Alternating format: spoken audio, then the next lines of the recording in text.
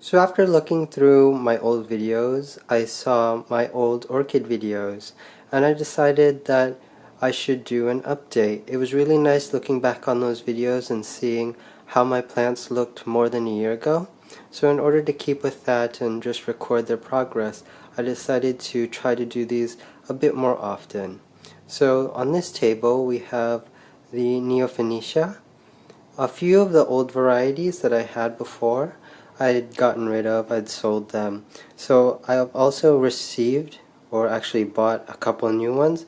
I decided to just try to keep the collection small, just because it's easier to take care of them. Here to the left is a new Dendrobium maniliniform.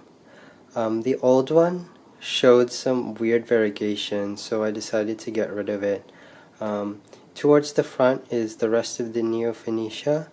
A couple of Nishidemiyako, there's a Biyako there on the left, Orihime in the center, and to the right is a variegated bean leaf. The name escapes me right now, but it's actually putting out a spike. Towards the back is Minmaru, Sidereua japonica, as well as the normal Sidereua japonica. And to the right, you'll see a couple non-orchids. These plants, actually this plant right here, the rubber plant, is what really made me want to do an update, since in the last video, I'll probably put a link somewhere, you see how much this plant has progressed. It's huge now, and just seeing how small it was before really made me surprised. To the right we have a non-orchid. This is a Kalamundin orange plant. It's a seedling that just sprouted in our garden, and I decided to pot it up. To the left is the yellow Phalaenopsis, the no ID. The plant in the front is the Neostylus Blue Horizon. I've had this plant for a while and it's grown very well. However, I still haven't been able to get it to bloom.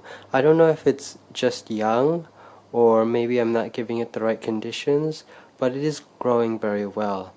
In contrast, over here to the right is actually Phalaenopsis bellina, which I have gotten to bloom, which is very interesting since the Neostylus is a hybrid, and usually hybrids are have more vitality and bloom more often.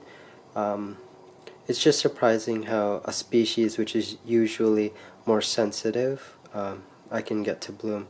So that's what makes me feel like this is still a young plant. However, I don't really know. The bellina is doing very well. It's putting out flower spikes. I don't know how long that'll last, since it is getting a bit colder.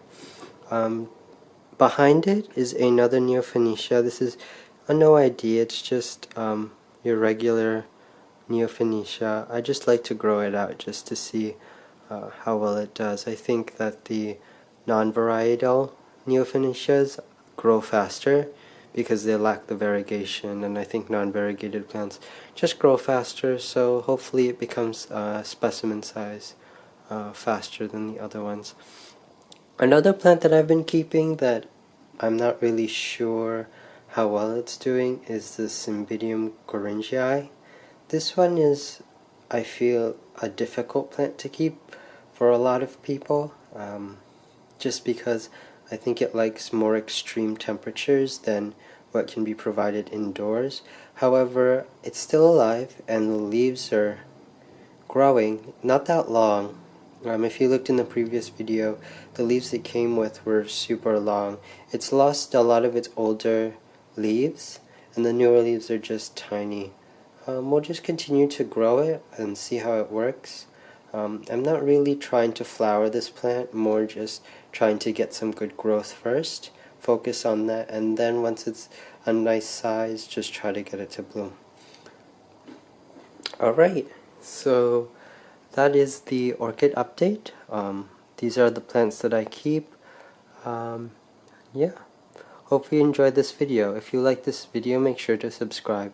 I'll be sure to try to do a couple more orchid videos more often, just so you can see how the collection's doing. Alright, bye!